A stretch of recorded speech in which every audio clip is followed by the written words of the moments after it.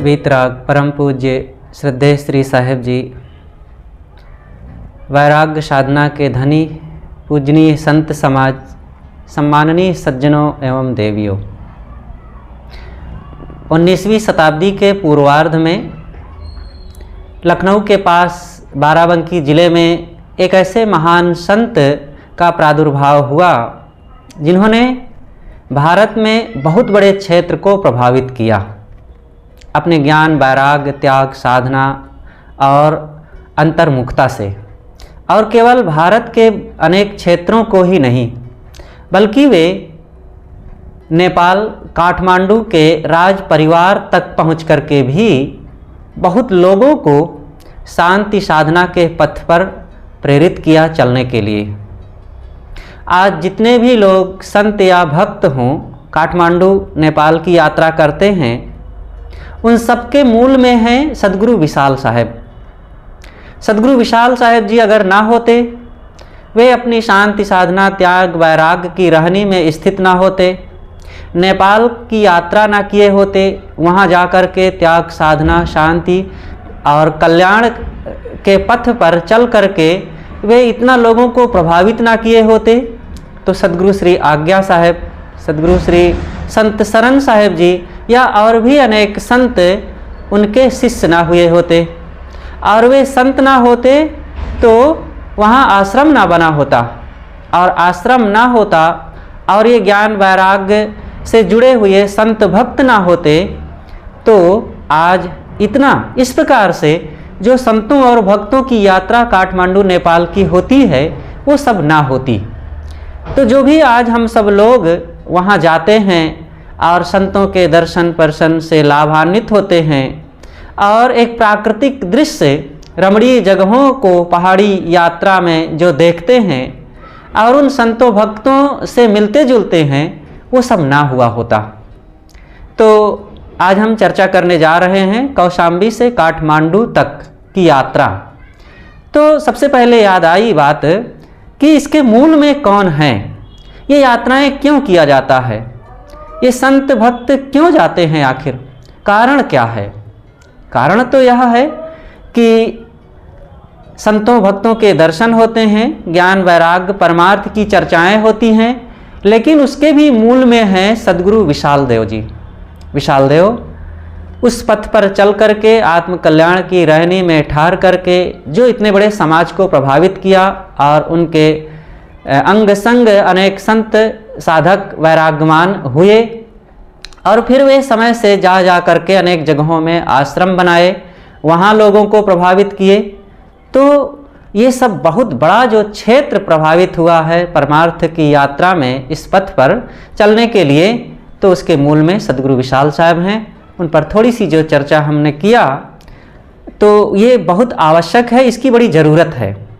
और आगे हम अब चर्चा करते हैं कि हमारी कौशाम्बी से काठमांडू की यात्रा कैसी है, और देखें कि उस यात्रा में कैसे कैसे दृश्य, लोग और घटनाएं घटी और किन किन जगहों में आना जाना हुआ। अब आगे आप उस पर श्रवण करेंगे।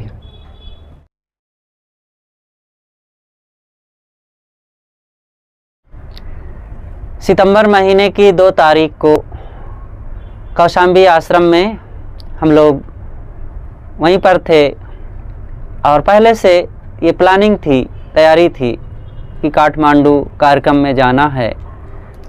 2 तारीख को दोपहर के पश्चात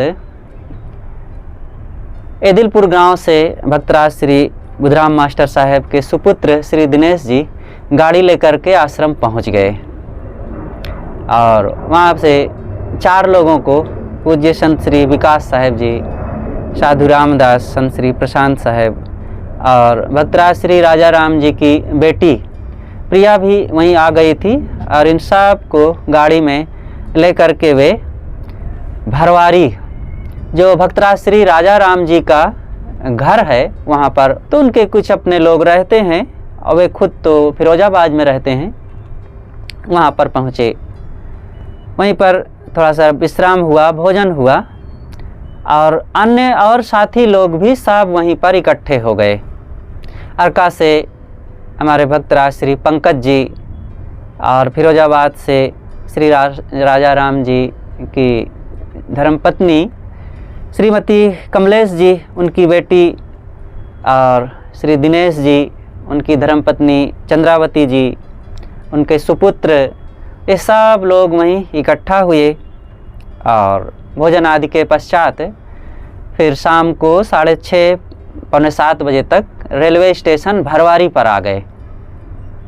वहीं पर प्रतीक्षा किए थोड़ी देर ट्रेन के लिए। बाद में मैसेज आया मोबाइल पर कि हमारा जो रिजर्वेशन है वो सब रिजर्वेशन स्लीपर कोच से बदल करके एसी कोच में हो गया है। 10 लोगों का रिजर्वेशन था और सब का एसी में हो गया। लोगों को खुशी भी हुई कि चलो अच्छा हुआ, हम चाहते एसी करवाने में, रिजर्वेशन एसी में तो काफ़ी दिक्कतें भी होती, मिलता कि नहीं मिलता, लेकिन आज स्वाभाविक हो गया। इस समय ज़्यादा भीड़ भाड़ थी नहीं ट्रेन में, बड़ी सरलता से सब यात्रा भी हुई, ट्रेन में बैठे और रात भर का सफ़र था। फिर गोरखपुर में सुबह 6:30 बजे के आसपास आ गए। बिहार से एक देवी साध्वी अमृता आने वाली थी जो बेतिया में कुछ दिनों से थी, वहाँ पर भक्तिमती प्रेमा माता जी के घर पर वहाँ पर रही। उन्होंने बुलाया था तो वे कुछ दिनों से वहाँ थी। उनको भी जाना था काठमांडू और वो भी ट्रेन से आ गई। सब लोग मिले और गोरखपुर में रेलवे स्टेशन पर सामान सब इकट्ठा किए, एक जगह ठहरे और फिर थोड़ी देर में बस के लिए चल पड़े। बस स्टैंड पर पहुँचे, बस लगी हुई थी, बैठे सब लोग, खाली बस थी और शीघ्र सब सामान ऊपर लाद दिया गया। अपनी अपनी सब सीटों पर बैठ गए। थोड़ी देर में ही तुरंत बस चल पड़ी और आगे अनेक जंगलों, नदियों और शहरों को पार करते हुए, और काफ़ी भीड़ तब तक हो गई थी बस में, लेकिन सबकी अपनी सीटें थी। हमारे लोगों की, संतों और भक्तों की, तो आराम से बैठे रहे, कोई दिक्कत नहीं हुई। करीब करीब 9:30 बजे तक सुनौली शहर में हमारी बस पहुंची। सब लोग उतरे, सामान लिए और सुनौली में भारत से नेपाल की ओर आने जाने वाले सभी भक्तों संतों के लिए एक बहुत ही सुविधाजनक स्थान है। भक्तराज श्री सीताराम जी का घर। श्री सीताराम जी, इनका थोड़ा समय परिचय दे दूं, ये राजस्थान के हैं। ये वैष्णव परंपरा से जुड़े हुए भक्त हैं। इनके गुरुदेव ने इनसे बताया था कि बेटा देखो, तुम्हारे घर पर जो कोई आ जाए सबकी सेवा करना, चाहे संत हों चाहे भक्त हों, और अपने गुरु की आज्ञा मान करके वो यही करते हैं। इधर हम जब से सुनते हैं पूज्य गुरुदेव सदगुरु श्री अभिलाष साहेब जी के साथ भी अनेक बार आना हुआ और वे अपने घर पर सबको विश्राम देते थे। गुरुदेव जी भी वहाँ कई बार ठहरे और इधर गुरुदेव जी के बाद भी जब भी आना हुआ उनके घर पर ठहरना होता रहा। कोई भी भक्त संत आते हैं, चाहे वे 10, 20, 50 ही क्यों ना हों, सबको वे जगह देते हैं रहने के लिए, विश्राम के लिए, और भोजन भी देते हैं। लेकिन संत साथ में कोई 1-2 होना चाहिए। और चलते वक्त संतों को भेंट विदाई भी करते हैं और बड़े प्रेम श्रद्धा के साथ। ऐसा नहीं कि उनके गुरुदेव जी ने कह दिया है तो वे मजबूरी में कर रहे हों। बड़ी प्रसन्नता, उत्साह और भक्ति भावना के साथ। अगर वे लोग नहीं खाते पीते हैं तो उनको बड़ा कष्ट होता है। तो ऐसे भक्त, ऐसे सज्जन ये धरती पर देवता के समान होते हैं और ऐसे लोगों से कभी भी किसी को कष्ट नहीं होता है। तो हम लोग वहाँ पर आए, स्नान किए। भक्तराज श्री सीताराम जी के परिवार के लोग थे, माता जी थी, उनकी बहू बेटे थे। सब लोगों ने आग्रह पूर्वक पूछा कि महाराज जी भोजन बनवाते हैं। हमने कहा कि देखो भोजन तो हमारे पास रखा है, ले करके चले हैं और उसको नहीं खाएंगे तो ख़राब हो जाएगा, इसलिए रहने दिया जाए। हम आपके यहाँ आए हैं, ये थोड़ी सी जो हमें आपने जो सारी व्यवस्था दिया है यही बहुत हमारे लिए है। हम यहाँ थोड़ा विश्राम करेंगे, स्नान करेंगे, जलपान करके और फिर जाना है आगे। वे आग्रह करते रहे लेकिन हमने कहा कि नहीं। फिर समय से आएंगे तो खाएंगे, पहले भी रुके हैं, भोजन भी किए हैं, अब की बार रहने दिया जाए। तो फिर उन्होंने कहा ठीक है महाराज, कोई बात नहीं। तो हम लोग स्नान भोजन आदि करके थोड़ा विश्राम किए और करीब 1:30 बजे वहाँ से दिन में चल करके सनौली से बॉर्डर पार किए और इधर भैरवा में आकर के एक टैक्सी बुक किए और भैरवा के एयरपोर्ट पर आ गए। एयरपोर्ट पर पहुँच करके सारा सामान गाड़ी से उतारे और सब लोग हवाई अड्डे के वेटिंग रूम में पहुँचे। सब बैठे, हमारे टिकट की बोर्डिंग होनी थी। कुछ लोग जा कर के बोर्डिंग करवाए, सामान की तौल जांच परख करवाए और सारा सामान उनके उस सर्कल में जा कर के चला गया एयरपोर्ट के अंदर। हम लोग प्रतीक्षा करते हुए बैठे रहे। बाद में पता चला कि काठमांडू में मौसम बिगड़ने के कारण वहाँ अभी एयरपोर्ट पर हवाई जहाज़ उतर नहीं सकता है, क्योंकि मौसम समय समय से बदलता रहता है। यहाँ का मौसम बहुत जल्दी बदलता है, थोड़ी देर में धूप हो गई और पता नहीं चलता, बस अचानक बादल आया, बारिश होने लगती है। तो ऐसे ही था। तो मौसम यहाँ बिगड़ने के कारण वहाँ सूचना गई कि अभी यहाँ पर लैंडिंग नहीं हो सकती है, इसलिए प्रतीक्षा करना पड़ा।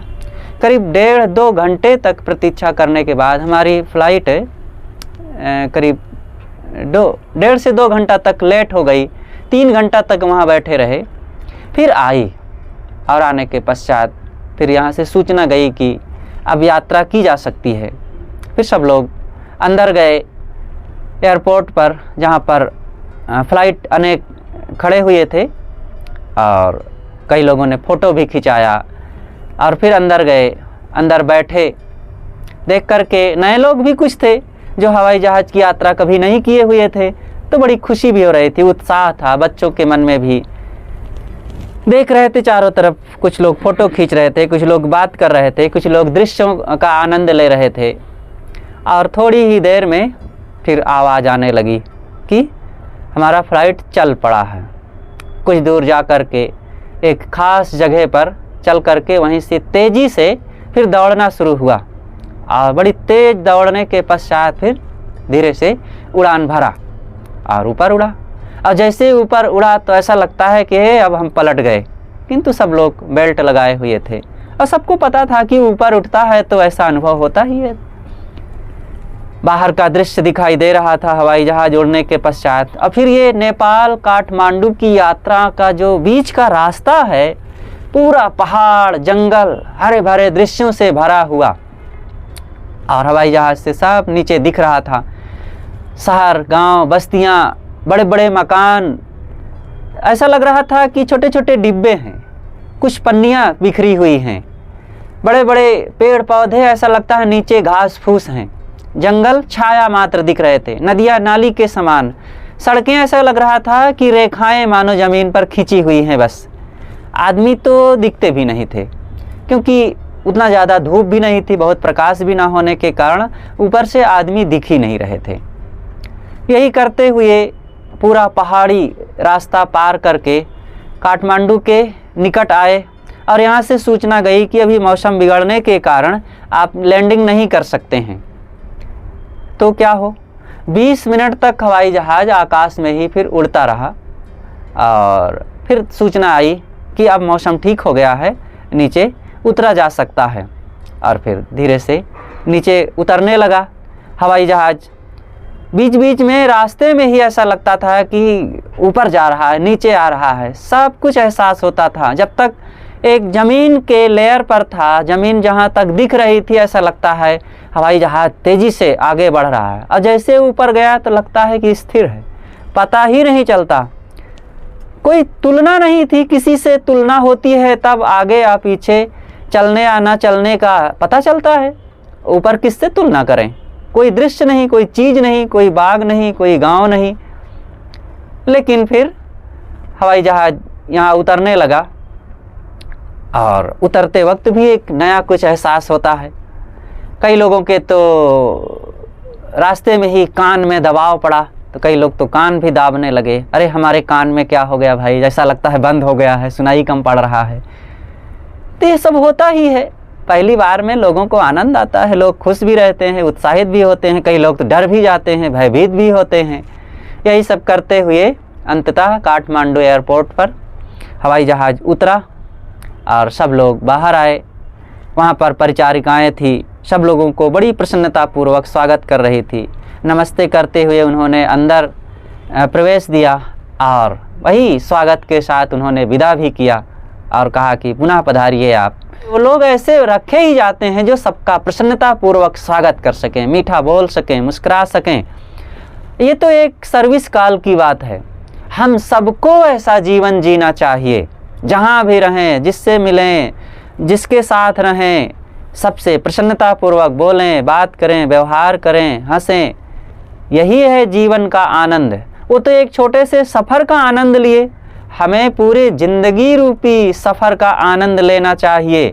अगर आनंद लेना है तो ऐसा ही हंसी खुशी, प्रेम, प्रसन्नता, मेल मिलाप की ज़िंदगी को जीना ही पड़ेगा। काठमांडू एयरपोर्ट से जब हम लोग निकल रहे थे, जैसे ही फ़्लाइट से उतरे, लोगों ने कहा साहब सामान।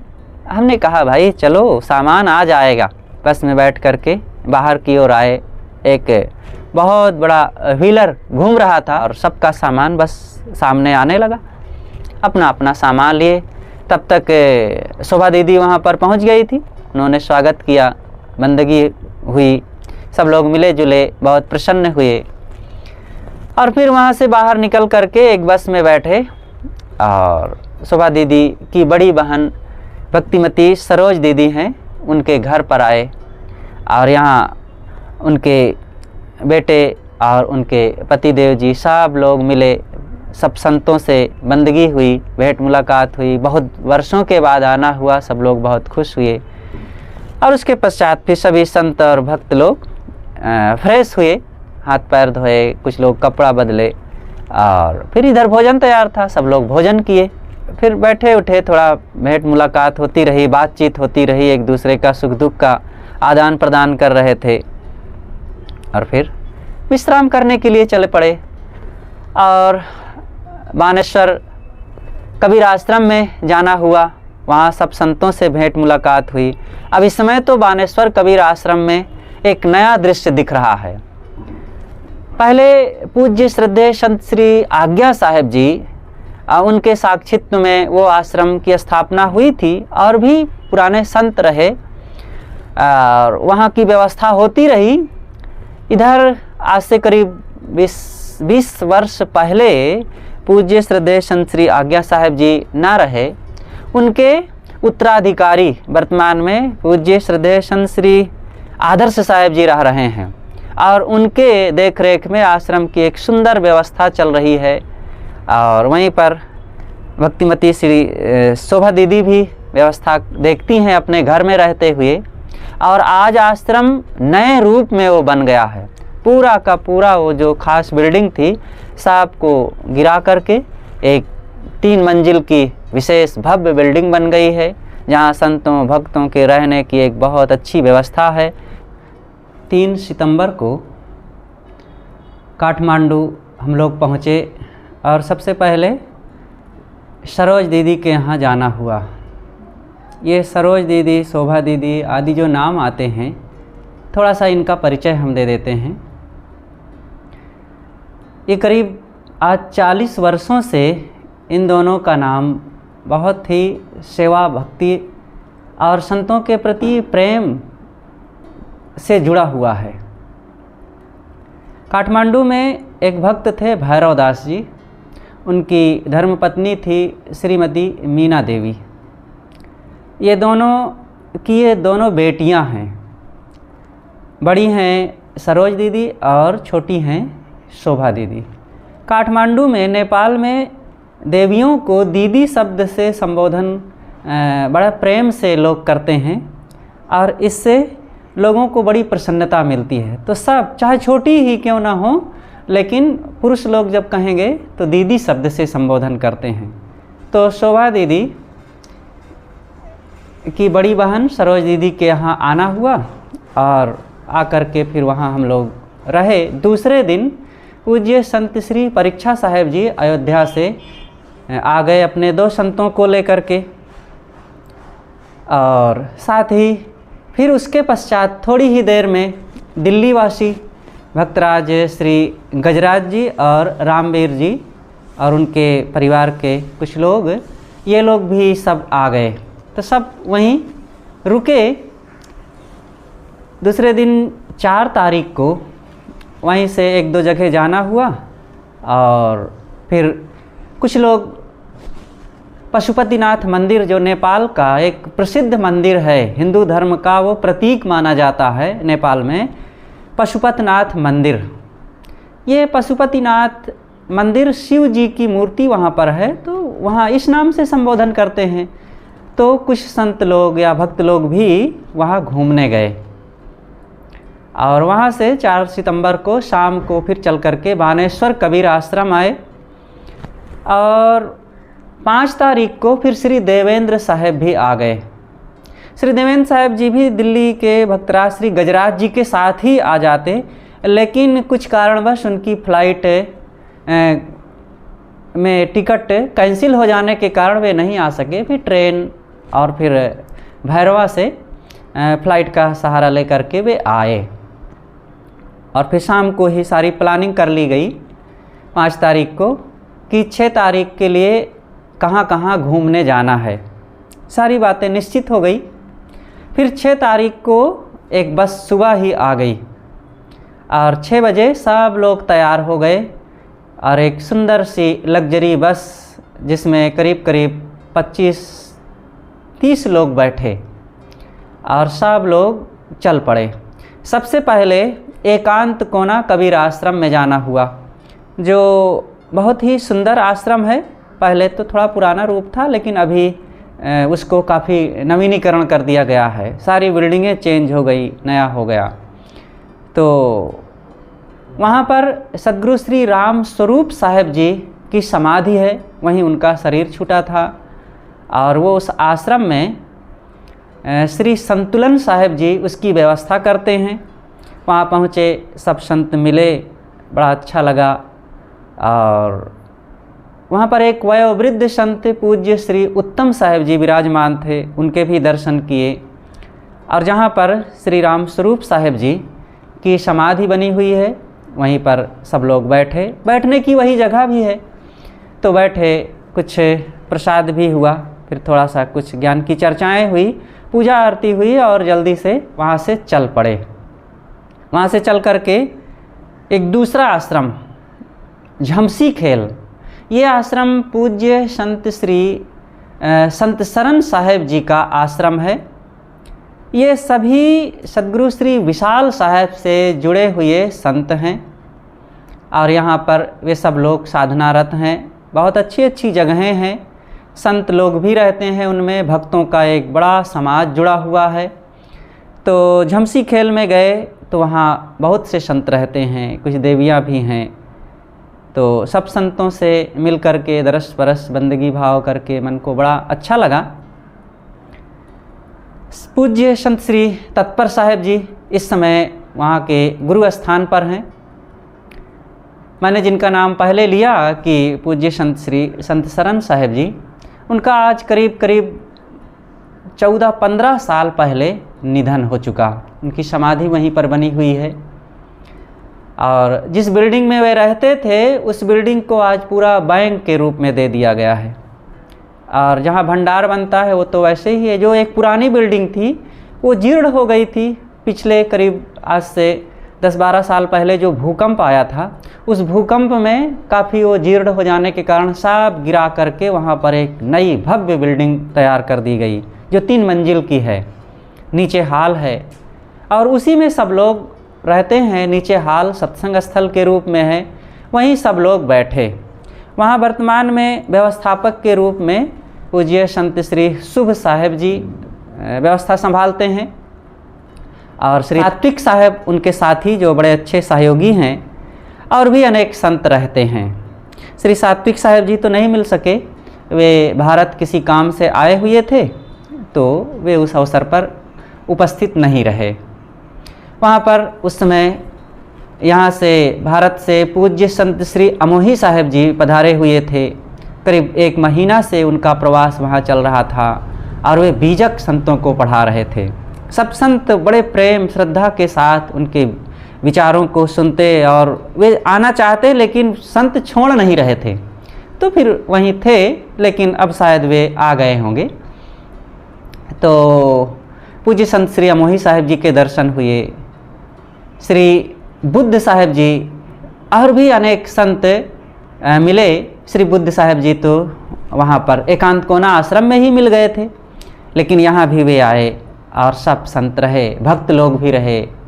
और भक्तराज श्री गजराज जी, रामवीर जी, पूज्य संत श्री देवेंद्र साहिब जी और पूज्य संत श्री विकास साहिब जी, उनके साथ में और कई संत साधिकाएँ, भक्त लोग, ये सब लोग वहाँ रहे। थोड़ी देर सत्संग हुआ। पूज्य संत श्री विकास साहिब जी थोड़ा सा कुछ बोले और एक भजन हुआ, और फिर अंतिम में श्रद्धेय संत श्री अमोही साहिब जी के आशीर्वचन हुए। बहुत सुंदर, वे थोड़े में जो विचार दिए बड़ा मार्मिक था। उन्होंने कहा कि गृहस्थ जीवन में कैसे साधना किया जाए, कैसे मन को शांति मिले, कैसे हमारा जीवन परमार्थ पथ में आगे बढ़े, इस विषय पर बड़ा सुंदर विवेचन उन्होंने दिया। फिर वहीं पर भोजन हुआ और भोजन के पश्चात संत लोग थोड़ा आश्रम में घूमे और सबसे दरस परस करके फिर आगे के लिए चल पड़े, क्योंकि प्लानिंग के तहत एक ही दिन में कई जगह जाना था। वहाँ से चल कर के चंद्रागिरी पर्वत पर पहुँचे। वो ऐसी कुछ जगह है जो पर्यटकों के लिए बड़ा ही आकर्षण का केंद्र है। वहाँ पर नीचे ही व्हीलर लगा हुआ है, जिसके माध्यम से केबल कार का सहारा लेकर के ऊपर करीब करीब 3-4 हज़ार फीट ऊंचे पर चढ़ना पड़ता है। बड़ा लंबा सफ़र है केबल कार का, और अनेक उसमें जो बास्केट बड़ी बड़ी होती हैं बैठने की, जिसमें 8 लोग एक साथ बैठते हैं, तो उसी के सहारे से ऊपर गए। टिकट कटा लिया गया, बैठे और सब लोग ऊपर गए।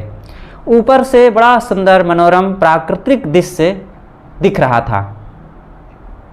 पूरा काठमांडू शहर ऊपर से दिख रहा था, एयरपोर्ट का नज़ारा दिख रहा था। दूर था, लेकिन फिर भी सब पता चलता था। और अचानक वहाँ मौसम परिवर्तन भी देखा गया। धूप है और देखा गया कि थोड़ा सा वो बादल उठा और धुंध ऊपर की ओर उठा और बादल छा गया। और जब कभी भी बारिश शुरू हो जाती थी, तो उस दिन मौसम काफ़ी अच्छा था, लेकिन मौसम बदलते हुए भी देखा, बादलों का उठते हुए देखा गया। और जगह जगह घूमे, कुछ मंदिर भी थे, ऊपर घूमने की जगहें थी। एक शिव मंदिर के रूप में भी था, वहीं पास में बैठ कर के कुछ संतों ने जलपान भी किया। एक ऐसी जगह देखा गया कि विचित्र, नई एक अंधविश्वास की परंपरा।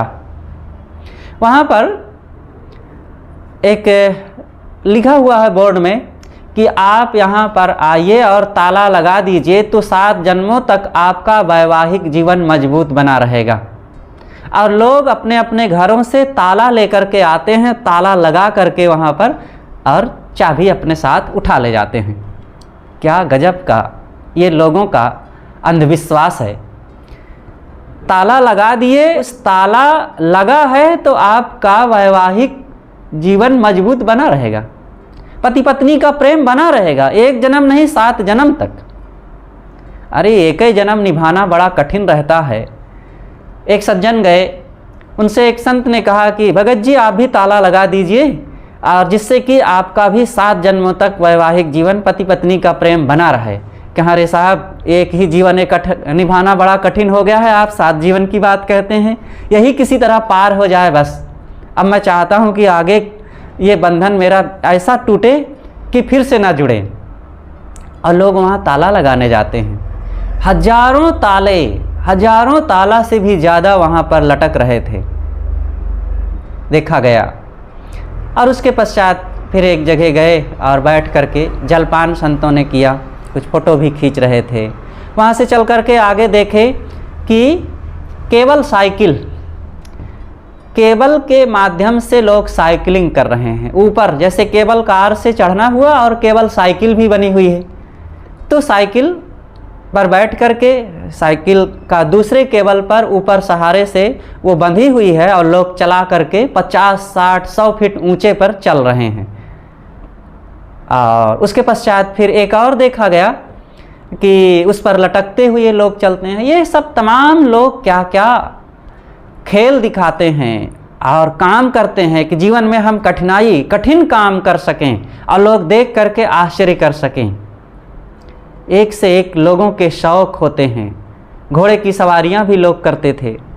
ये सब देखने के पश्चात फिर उसी केबल कार के माध्यम से नीचे आए, और जब नीचे आए तो लोगों को अच्छा लग रहा था। कई लोग उसी की चर्चाएं कर रहे थे कि बहुत बढ़िया दृश्य रहा, और यहाँ बनाने में इसके बहुत मेहनत, बहुत खर्चा और लोगों का बड़ा सहयोग के पश्चात ये सब तैयार हुआ, और आज फिर वो कमाई का जरिया बन गया है। नेपाली लोगों से कुछ कम, और जो बाहर से आए हुए लोग होते हैं किसी भी देश के, देश विदेश से, उन सब से खूब ज़्यादा से ज़्यादा पैसा लिया जाता है। उसका अपना टिकट है और टिकट ले करके लोग घूमते हैं। ठीक है, अच्छी बात है, आखिर लोग इसीलिए आते हैं तो पैसा दें और घूमें टहलें, प्राकृतिक दृश्य देखें।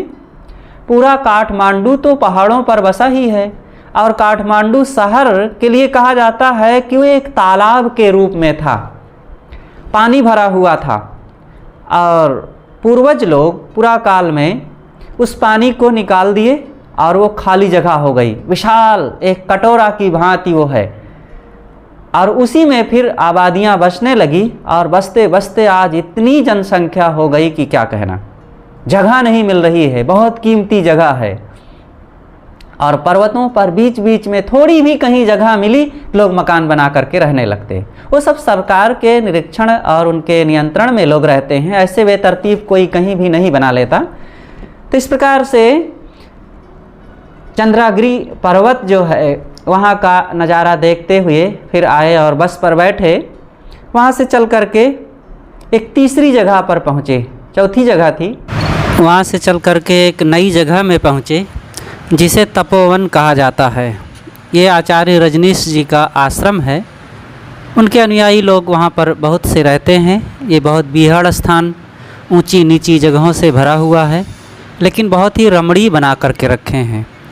अनेक महापुरुषों का वहाँ पर स्मारक भी बना हुआ है। सदगुरु कबीर साहब के भी बहुत सुंदर मूर्ति लगा रखे हैं, साथ साथ तथागत बुद्ध की भी, और भी संत महापुरुषों का, वह भी देखने लायक था। सब लोग बड़े प्रेम से उसे देख रहे थे। इसके पश्चात तारेश्वर पर्वत सदगुरु श्री विशाल साहेब जी की तपस्थली है। हमने देखा तो नहीं, सदगुरु विशाल साहेब जी के ही दर्शन नहीं किए, लेकिन संतों द्वारा, भक्तों द्वारा ये सुना गया कि सदगुरु विशाल साहेब बानेश्वर कबीर आश्रम में जाकर के कुछ रहते थे, और वहीं से समय से एकांतवास के लिए तारेश्वर की ओर चले जाते थे। वहाँ से करीब 10-15 किलोमीटर दूर है वो, और समय से वहाँ जा कर के एक एकांत जगह थी, गुफा थी, और वहाँ साधना करते थे, ध्यान करते थे, और वहीं पर फिर वो आश्रम बन गया। आज वो करीब 30-40 वर्षों से, 40-50 वर्षों से वो आश्रम बना हुआ है। वहाँ पर 2-3 संत बराबर रहते हैं, पर्वतों पर है और घोर जंगल चारों तरफ। वहीं पर मिलिट्री की भी छावनी रहती है, लेकिन साफ सुनसान शांत वातावरण।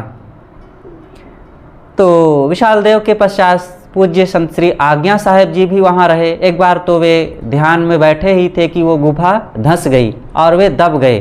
खोजते खोजते कई घंटों के बाद लोग जब वहाँ गए, पता लगाए, देखे तो गुफा धंसी हुई थी, तो उसको हटाया गया सारी मिट्टी, फिर वे दबे हुए निकले। सांस चल रही थी, लाया गया, उनकी सेवा परवरिश कुछ हुई, सिकाई की गई और फिर धीरे से ठीक हुए। तो वो आश्रम वहीं पर दिख रहा था। उसी आश्रम के नीचे पर श्री सात्विक साहेब जी का जन्मस्थान है। तो उनके माता पिता ने विचार किया कि यहाँ पर एक आश्रम बनना चाहिए।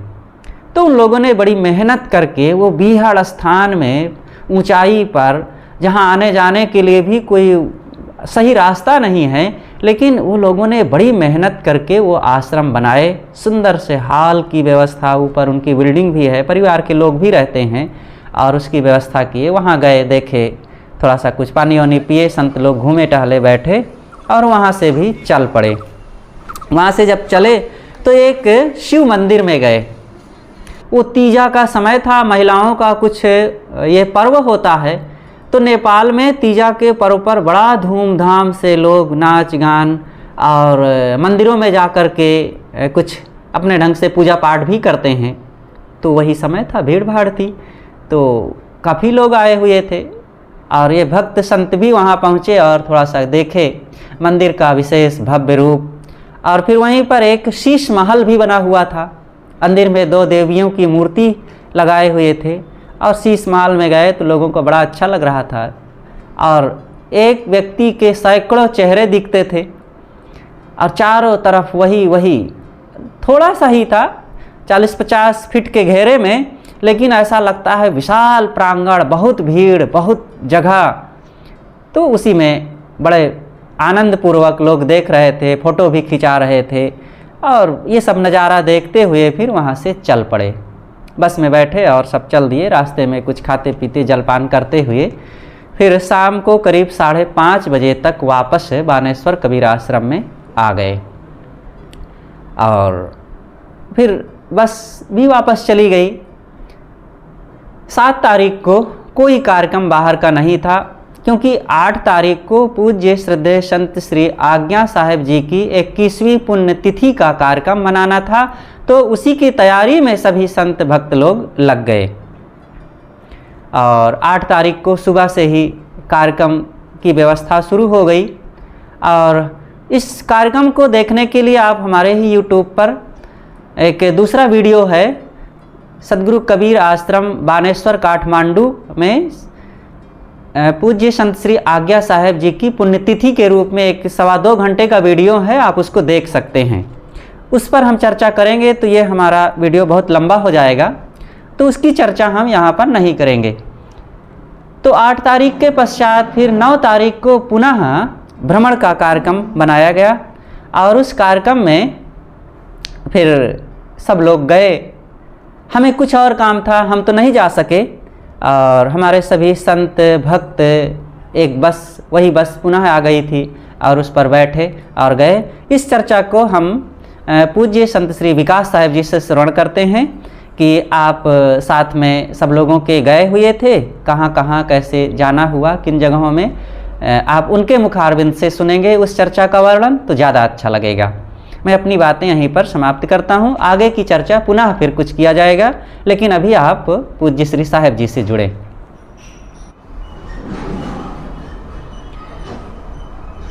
पूजनीय संत समाज, सज्जनों, देवियों, प्यारे बच्चों, ये उस समय की बात है, हम अभी काठमांडू नेपाल बानेश्वर आश्रम में निवास कर रहे थे। सद्गुरु श्री आज्ञा साहेब जी की पुण्यतिथि कार्यक्रम था, उसी में हम सब लोग पधारे थे। साथ में भक्त थे और उनका परिवार, दिल्ली से भी भक्त आए थे, गुजरात से भी भक्त आए थे। तो साथ में एक साथ सब थोड़ा से पर्यटक स्थलों में जो सुंदर जगहें हैं नेपाल में, काठमांडू में घूमने का विचार हुआ। समय भी शेष था उसी दिन, तो बस व्यवस्था करके और सब लोग उससे निकले। सब उत्साहित थे क्योंकि सबसे बड़ा सुंदर नज़ारा वहाँ प्राकृतिक दृश्यों का है। पहाड़ी हैं, हरा भरा दृश्य है, चारों तरफ ऊंची मालाएं हैं। तो सामान्य समतल भूमि पर रहने वाले प्राणियों, मनुष्यों के लिए वहाँ पर देख करके वहाँ का दृश्य बड़ा उत्साह पैदा करता है। आश्चर्यचकित सब रह जाते हैं। तो कुछ संतों ने बताया कि अमुक अमुक स्थान है, तो उस दिन व्यवस्था करके, विशेष रूप से देवेंद्र साहेब जी थे और वहाँ की कुछ साध्वी बहनें थीं, तो साथ में चल रही थीं, क्योंकि भाषा की भी दिक्कत होती है। थोड़ी सी भाषा वहीं के लोग होते हैं तो बोल लेते हैं। तो खड़े महादेव और पड़े महादेव लेटे हुए ये मंदिर है, तो वहाँ लोग जाते हैं। तो हम लोग भी वहीं सब पहुँचे। काफ़ी 1 घंटा आधा घंटा की यात्रा के बस चलने के बाद अब वहाँ बस तो चलती है ऐसी ऊंचे नीचे करके, तो यही सब नए लोगों के लिए बड़ा आश्चर्य की बातें रहती हैं। मन में भय भी होता है कभी कभी। तो लेकिन वहाँ के ड्राइवर चालक सब निर्भय होते हैं, फटाफट ऊंचाई पर चढ़ा दिए और वहाँ फिर उतरे। सब लोग हंसते मुस्कुराते हुए सब देख रहे थे। और हमारे ये पारखी भक्त संत हैं, सब देखते हैं तो कहीं पर पंडा टीका दे रहे हैं, तो कहीं महादेव की मूर्ति है खड़ी है, कहीं बैठी है। अनेक देवी देवताओं के यहाँ तो भाई चारों तरफ देवी देवता हैं, तो उनके लोग दर्शन के लिए यहाँ भीड़ उमड़ती रहती है। तो थोड़ी देर घूमे टहले देखे और सब प्रसन्न थे। देखने की जगह थी, खास लाभ जो प्राकृतिक दृश्य था तो उसमें आनंद आ रहा था, और मूर्तियों को भी देख करके दर्शन करके सबको आनंदित सब हो रहे थे। एक मन में भावना लोगों की बनती थी। तो कैसे कैसे लोग मेहनत करके सब बनाते हैं व्यवस्था, उसी के बहाने लोग घूमने आते हैं। वहाँ से फिर खड़े महादेव के शिव जी के दर्शन के लिए लोग चले। तो वहाँ पर भी चलते चलते जब वो स्थान मिला तो 150 की मूर्ति ऊंची, बहुत विशाल, गर्दन ऊपर करके लोग देखे। उसकी रंगाई पुताई भी हो रही थी। वहाँ पर एक सुंदर सुंदर जगहें थी, लोग काफ़ी उत्सुक होकर के एक दूसरे का फ़ोटो खींच रहे थे, सामूहिक रूप से कर रहे थे, आनंद मना रहे थे, घूम टहल रहे थे। वहीं से नीचे पूरा शहर दिख रहा था, तो इससे सबको बड़ा आनंद उत्पन्न हो रहा था। तो इस तरह वहाँ पर काफ़ी समय दिए, घूम टहल करके एक जगह बैठ करके सब भजन भी गाए। साथ में समता दीदी जो साध्वी रूप में हैं, वहाँ की शोभा दीदी, समता दीदी, ये सब थी। तो नेपाली भजन भी हुआ एक साथ, सब बैठ करके वीडियो बनाए, खूब खुश रहे। बड़ा ही उत्साह से सब इन बहनों के साथ सब लोग भ्रमण कर रहे थे और फिर आगे बढ़े धीरे धीरे। तो चलते चलते फिर एक वहाँ पर बहुत बड़ी जगह स्वयंभू नाम की बौद्धिस्टों की जगह है। वहाँ कुछ बौद्धिस्ट भिक्षु भी रहते हैं, विशेष रूप से पर्यटक लोग आते हैं देश विदेश से, तो वहाँ घूमते हैं। बहुत ऊंचाई पर है वो। तो वहाँ से पूरा काठमांडू शहर दिखता है नीचे, और बड़ा ही सुंदर दृश्य, चारों तरफ पहाड़ी पर्वतमालाओं से घिरा हुआ है, हरा भरा दृश्य दिखाई देता है। तो काफ़ी देर तक घूमे टहले। अब इन सब मंदिरों में आज ऐसा है कि सब पूजा पाठ भी चलता है, जबकि तथागत बुद्ध का एक अलग ही महान पुरुष वे थे और समाज की चेतना के लिए उन्होंने कहा अत दीपो भव, अपने हृदय में दीपक जलाओ, ज्योति जलाओ और जागृत बनो। लेकिन वहीं पर तमाम चमत्कार भी देखने को मिला कि लोग हाथ से बेलन होते हैं चारों तरफ स्तूप के, उसे छूते जाते हैं तो उससे मानते हैं कि सारा पाप कट जाता है, और भी आशीर्वाद लेते हैं। और तथागत बुद्ध की मूर्तियां जगह जगह हैं, वहाँ लोग ले जाकर आशीर्वाद लेते हैं। तमाम महानंदियाँ हैं। तो अपने अपने ढंग से लोग वहाँ पर देखते हैं, सुनते हैं और घूमते टहलते हैं। यह सब देख करके मन में प्रसन्नता के साथ साथ कभी कभी उपरामता भी आती थी। ये सब दृश्य है और ये पंच विषयों के अंतर्गत सब आते हैं, देखना सुनना। मनुष्य इसी में फूलता पचकता है और दुखी सुखी होता है, समय भी बर्बाद करता है इसी में। लेकिन सामान्य आदमी, संसारी आदमी का मन भी इसी में लग करके थोड़ी खुशियाँ पाता है घूम टहल करके। और सब बैरागी होते नहीं, इन्हीं विषयों में मगन रहते हैं। लेकिन हम सबको इससे प्रेरणा लेना चाहिए। संसार में जो कुछ अच्छा बुरा है, तो बुरी वस्तु से भी शिक्षा मिलती है, अच्छी वस्तु से भी शिक्षा मिलती है। साफ से लौट लौट करके अपनी ओर आए बिना कभी वो शांति नहीं मिलती है, अपनी तरफ लौटना है। तो इन सब चीज़ों को देख करके, प्रकृति है तो प्रकृति की जो छठा है वो भी छूट जाने वाली चीज़ है। कृत्रिम जो तमाम देवी देवता पूजा उपासना की पद्धतियां हैं, जगहें हैं, उनको भी देख करके क्या है, सबसे ऊपर मनुष्य का ही स्थान है। और मनुष्य के आत्मा में जागृत जो आत्मा है, पवित्र शांतिमय कल्याण स्वरूप आत्मा, ये सबसे बढ़कर के है। सब कुछ देखते सुनते अपने में रहना है और सब में रहिए, सब में बसिए, सबका लीजिए नाव। हाँ जी करते रहिए, रहिए अपने ठाव। तो सब देखते सुनते और करते हुए, बोलते बतियाते हुए हमें अपने आप की तरफ घूम घूम करके लौट। सदगुरु अभिलाष साहब जी ने कहा कि अपने में लौट आना ही सत्संग है। सदगुरु विशाल देव ने कहा, जान जनाए देखे सुने सब मित्रन दिलहाल, हानि लाभ इसमें कहाँ जो तो हो हेतु बिहाल। तो क्या जानना है, क्या देखना है, क्या बताना है, सबसे हालचाल पूछना है, अपनी बताना है, इसमें क्या मिल जाएगा। इसलिए इन सब भ्रमण करने के दौरान, देखने सुनने के दौरान, सुख दुख के दौरान हमें अपनी ओर घूम घूम करके वापस लौटना है, अपनी शांति की व्यवस्था करना है। जीवन जीने का यही उद्देश्य है। तो यही हम सबको सोचना चाहिए और कार्य करना चाहिए, तभी जीवन सार्थक होगा। तो जीवन में ऐसा कुछ जहाँ जाए अच्छी अच्छी प्रेरणा ले करके और सेवा भावना उत्पन्न करके जीवन जीना चाहिए। यही सब प्रेरणा ले करके सब खुश थे। तो ऐसी हमारी रही यात्रा। बस 9 तारीख को काठमांडू भ्रमण के पश्चात उल्टी गिनती शुरू हो गई। 10 तारीख को श्री देवेंद्र साहब जी के साथ में भक्तराज श्री गजराज जी, रामवीर जी, राज सिंह जी और उनके साथ में और जो भी सब लोग थे, सबको शाम की बस थी और सब लोग करीब 6 बजे वहाँ से चल दिए और बस में बैठ करके भैरहवा आए, क्योंकि उनको कई जगह घूमने के लिए जाना था। इधर मगहर में, बनारस, अयोध्या, इलाहाबाद। तो इसी उद्देश्य से वे लोग पहले से फिर चल पड़े और ज़्यादा पहले भी नहीं, हम लोगों को भी तो उसके अगले दिन 11 तारीख को सुबह ही हम लोग भी चल दिए। हम लोगों की भी बस बुक थी और करीब हम सब लोग 10 लोग थे। आए, जो काठमांडू का बड़ा बस स्टैंड है नया, वहाँ पर बस में बैठे। एक सुंदर सी बस थी, एयर कंडीशन भी था उसमें, जिससे कि लोगों को आराम से यात्रा पूरी हो सके। 12 घंटे का सफ़र होता है।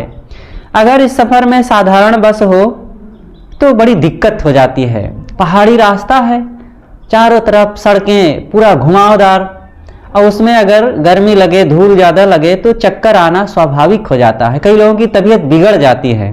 तो अच्छी सी बस थी, सब लोग बैठे बड़े आराम से। फिर सुबह 7 बजे चल करके, 7 साढ़े 7 बजे चल करके और शाम को करीब 8 सवा 8 बजे भैरहवा बस स्टैंड पर हम लोग पहुँचे और वहाँ से चल करके पास में भक्तराज श्री सीताराम जी, ये भारत वालों के लिए, भारत नेपाल के लिए एक वरदान स्वरूप भक्त वहाँ पर रहते हैं। भारत से जो भी भक्त आते हैं, अगर उनके साथ कोई संत हैं, काठमांडू जाते वक्त रास्ते में वे अगर विश्राम चाहते हैं, रुकना चाहते हैं, तो उनका घर साहब के लिए सब समय खुला रहता है। कोई भी पहुंचता है, उनको वे स्वागत करते हैं, जगह देते हैं, भोजन भी कराते हैं। बाथरूम, शौचालय की खूब बड़ी व्यवस्था है और पूरा ऊपर कई कमरे, हॉल सबके लिए खुला है। तो वहाँ आकर के फिर हम लोग स्नान किए। वे भोजन के लिए पूछे, लेकिन वहाँ जाते समय भी, काठमांडू जाते समय भी उन्होंने बहुत आग्रह किया। हमारे साथ भोजन होने के कारण नहीं खा सके और आते समय भी। तो हम लोगों ने पहले सोच रखा था कि सुबह कुछ खा करके चलेंगे, लेकिन बाद में पता चला कि हमारी जो ट्रेन है बहुत सुबह ही नौतनवा में मिलेगी, करीब 6 बजे। तो 6 बजे मिलने का मतलब है पुनः हमको 5 बजे या उसके पहले ही चल देना, और जब इतना सुबह चले तो कैसे खा सकते थे। उनसे हम लोगों ने पुनः निवेदन किया कि भगत जी, हम लोग खा नहीं पाएंगे, इसलिए आप कष्ट ना मानेंगे, हमको जाना है, जाने दीजिए। उन्होंने कहा ठीक है साहब, जब आपकी इतनी मजबूरी है तो कोई बात नहीं, लेकिन हमें बिना खिलाए संतोष नहीं हो रहा है। हमने कहा कि अब क्या किया जाए, हमारी भी ऐसी परिस्थिति है, जाने दें, प्रारब्ध रहेगा तो कभी पुनः हम आपके यहाँ आएंगे, खाएंगे, रहेंगे। पहले भी ऐसा किए भी हैं, लेकिन अब की बार जाने दें। तो वहाँ से चल करके नौतनवा स्टेशन पर आए और टिकट कटाए, ट्रेन में बैठे और गोरखपुर आ गए। 9 बजे तक गोरखपुर आने के पश्चात फिर एक वेटिंग रूम जो एयर कंडीशन था, वहाँ पर हॉल था, उसको लिया गया और वहाँ सामान रखे और फिर सभी संत और भक्त मगहर घूमने गए। मगहर सदगुरु कबीर साहब जी की निर्वाण स्थली है। सन 1518 में सदगुरु कबीर साहब जी का 119 वर्ष 7 महीने 25 दिन की आयु पूरी होने के पश्चात मगहर में ही उनका निधन हुआ और आत्मलीन स्वरूपलीन वे हुए। और वो स्थल आज सभी कबीर पंथियों के लिए या कोई भी संत भक्त होंगे जो सदगुरु कबीर के प्रेमी होंगे, वो सब के लिए तीर्थ स्थली बन गई। वहाँ गए हम लोग, देखे। इधर आज 7-8 साल पहले मोदी सरकार वहाँ पहुँची थी तो उनकी व्यवस्था उन्होंने काफ़ी कुछ सहयोग दिया, तो उसके कारण आज और वो रमणीय स्थान बन गया है। देखे सदगुरु कबीर साहब की वो समाधि स्थली, मन बड़ा भाव विभोर था और देख करके बड़ा अच्छा लगा। पास में ही जो मुस्लिम बंधु हैं उन्होंने सदगुरु कबीर साहब की मजार बना रखी है, दोनों पास पास में है। अच्छा लगा, वहाँ भी गए, उन्होंने भी बड़े प्रेम से स्वागत किया। देखे, घूमे और पूज्य संत श्री विचार साहब जी के दर्शन करने गए, लेकिन संतों ने बताया कि साहब वे तो सुबह कार्यक्रम में चले गए, उनके दर्शन ना हो सके। संतों ने बड़े प्रेम से स्वागत किया, भोजन भी वहाँ किए और फिर थोड़ी देर घूम करके 1-2 घंटे में वहाँ से चल पड़े। तो वहाँ से चल करके आए गोरखनाथ मंदिर में, जो उस मंदिर की एक सुंदर व्यवस्था, साथ साथ वहाँ बहुत से नाथ पंथियों, जो नाथ पंथ के संत परंपरा थी, उन सब की मूर्ति लगा रखे हैं, उसको भी देखे। और उसके पश्चात फिर आ गए स्टेशन। हमारी गाड़ी थी और शीघ्र ही गाड़ी पर बैठे। फिर हम लोगों को बेतिया बिहार आना था। भक्तिमती प्रेमा माता जी के घर पर उन्होंने बहुत पहले से ही आग्रह कर रखा था कि साहब आप जब नेपाल से लौटेंगे तो हमारे घर पर जरूर आना है। उनके बच्चे लोग भी यही कहे थे। तो फिर उसी हिसाब से टिकट बना हुआ था और हम लोग गोरखपुर से चल करके बेतिया आ गए और रात्रि करीब 8 बजे यहाँ पहुँचे। और उधर कुछ भक्त लोग जो हमारे साथी थे, छुटे हुए थे, उनका रिजर्वेशन था चौरी चौरा एक्सप्रेस में और 11 बजे, 11:15 बजे उनकी ट्रेन थी और वे लोग भी ट्रेन पकड़ करके प्रयागराज होते हुए कौशाम्बी चले गए। इस प्रकार से हमारी ये कौशाम्बी से काठमांडू तक की जो यात्रा थी बड़ी ही रोचक, रमणीय, आकर्षक और खुशियों से भरी हुई थी और बड़ी सुखद यात्रा रही। और ये करीब 8-9 दिन की यात्रा सब लोगों को बड़ा ही प्रेम, प्रसन्नता, सत्संग, ज्ञान, भक्ति, संतों के दरस परस, सदगुरु कबीर की स्मृतियाँ संजोए हुए थी और वो समाप्त हुई और हमारी चर्चा भी यहीं पर समाप्त होती है। आप सभी संतों, भक्तों और माताओं बहनों को नमन करते हुए अपनी चर्चा को यहीं पर अब हम समाप्त करते हैं। बोलिए सद्गुरु देव की जय।